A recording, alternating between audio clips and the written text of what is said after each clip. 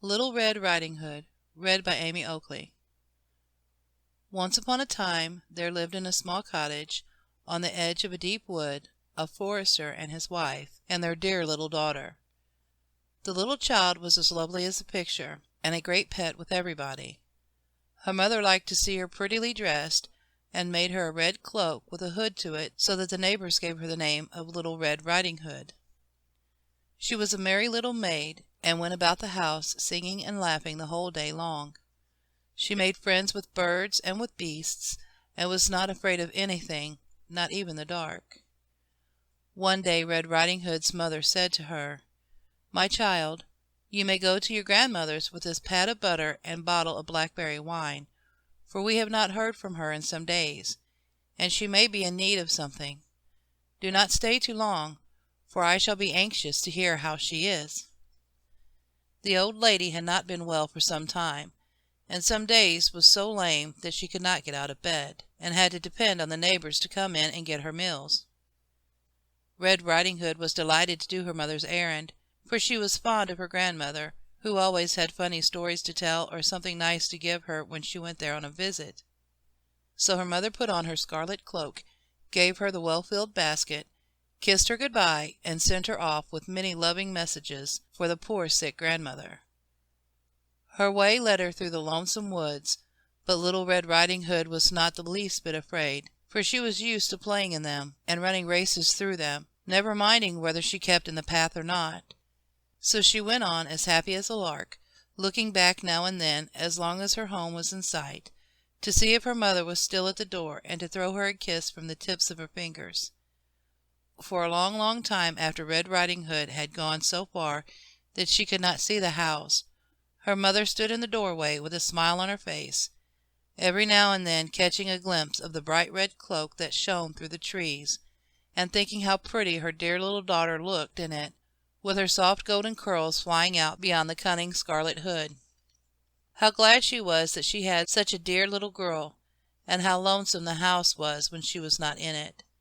Why, it seemed as if all the sunshine had gone into the woods, and was wrapped in under the pretty red cloak that the very geese knew to admire. The birds kept Little Red Riding Hood company, and sang her their sweetest songs. The squirrels ran up and down the tall trees, and made her laugh at their funny antics. Now and then a rabbit would come across her path, and sometimes Red Riding Hood would put down her basket and give chase to the bunnies, hoping she might catch one of the pretty white pets, but they always managed to get out of her way, for they could jump faster than she could run.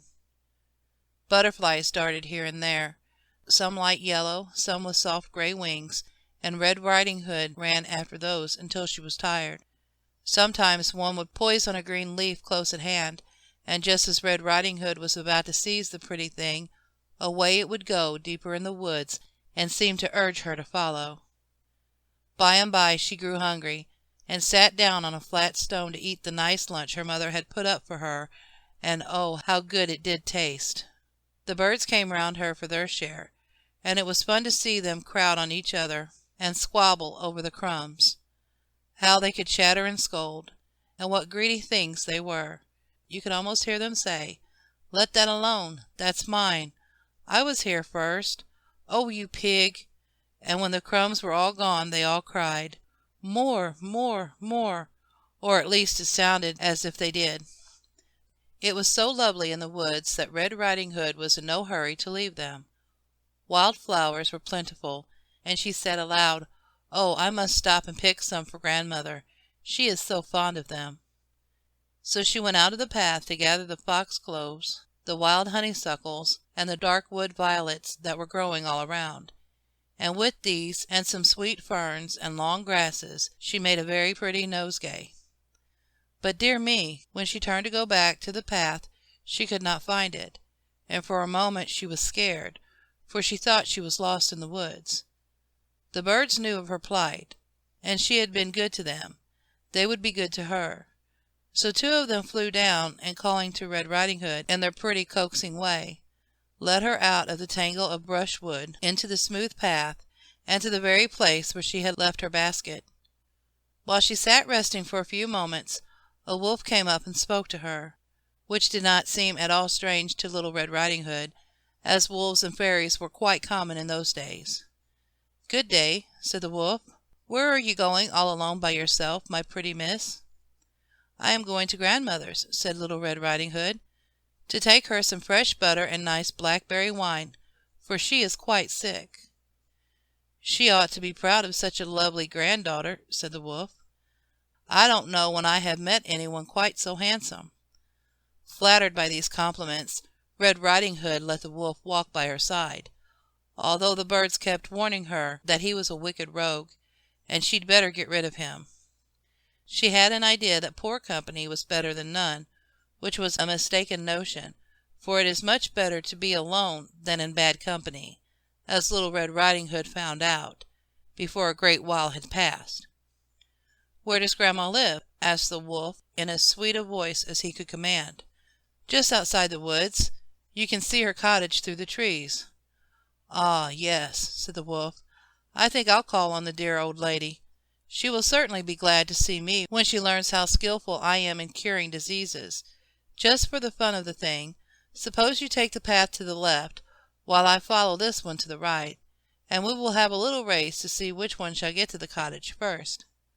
Now the crafty wolf knew that he was sure to win this race, for he had chosen the shortest way, and besides that, he intended as soon as he was out of the little girl's sight to go at a speed which she could not attempt to keep up with. But Red Riding Hood suspected nothing. She was so young that she did not know that though wolves might appear to be mild as sheep, they were still wolves at heart, ready to bite and rend whatever came in their way. She was kind and gentle herself, and thought everyone was the same. She had yet to learn that often those who pretend to be our best friends turn out to be our worst enemies. They are fair to our face and false behind our back. They deceive us by their sweet ways and do their best to put us off our guard. The wolf took a short cut out of the woods and soon came to the cottage of Red Riding Hood's grandmother. A bird on a spray outside fairly screeched to give warning to the old lady within, but if she heard it, she did not know what it meant. The wolf rapped gently at the door, and the old lady, who was in bed, roused herself and said, "Is that you, darling? Pull the string and the latch will fly up." The wolf pulled the string and stood still a moment ere he opened the door. He thought he heard footsteps near, for hunters now and then went through the woods in search of game, but it was only the bird on the spray, who made a frantic effort to scare off the wicked intruder. But the wolf knew there was no time to waste, so he slipped through the door of the cottage, which soon flew back on its hinges. "I am so glad you've come, darling," said the grandmother, imagining that her visitor was Little Red Riding Hood. "I'm rather more poorly than usual, dear, and it pains me to turn my head." "I'm so sorry," said the wolf, mimicking the voice of the little granddaughter. "Mother sent you something nice in a basket." "Well, put it on a chair, dear, and take off your cloak, and then come and give me a kiss." "That I'll do at once," said the wolf, as he sprang on the bed and glared in the face of the grandmother, who tried to beat him off with her crutch. But she had not strength to battle with such a foe, and the hungry wolf with glaring red eyes ate up Red Riding Hood's poor dear grandmother, like the cruel monster that he was. Oh, the bloodthirsty, horrible wretch! It makes one shudder to think of the terrible deed. But that was not all. The taste of blood had made him thirsty for more, and so he put on the old lady's nightcap and gown, and snuggled himself down under the bedclothes to wait for Red Riding Hood to appear. What a slow poke she was! It seemed as if she never would come, and the longer the wolf waited, the crosser he got. Several times he had cocked up his head, thinking he heard her at the door, and still she did not come. He was just beginning to think she never would find her way out of the woods, when he heard a low rap at the door. The little girl rapped softly, for she thought that Grandma might be asleep, and she didn't wish to disturb her, in that case, until she awoke. The wolf waited a while, then called out as the old lady had done, "Is that you, darling? Pull the string and the latch will fly up." His voice was rather harsh, but not unlike the grandmother's when she had a bad cold. So Red Riding Hood pulled the string and went into the house, set her basket on a table, and went up to the bedside. She was scared at the change that had come over her poor sick grandmother. What could ail her to make her look like this? She must have some terrible disease. The child stared and stared, and her breath became quick and short.